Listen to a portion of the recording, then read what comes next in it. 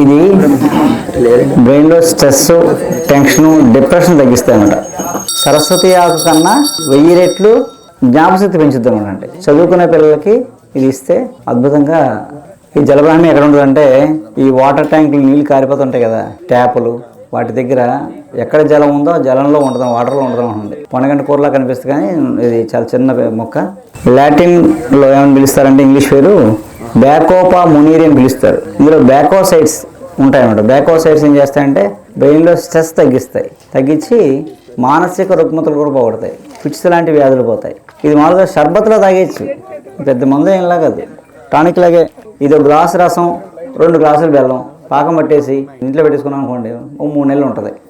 రోజు ఒక 5 ml నీళ్ళేసి తాగడమే షర్బత్లాగా. మంచి టేస్ట్గా ఉంటుంది, మంచి మెమరీ పవర్ అదనమాట. ఇది యాక్చువల్గా సిమ్లాలోని మెమరీ డ్రింక్ అని అమ్ముతారు.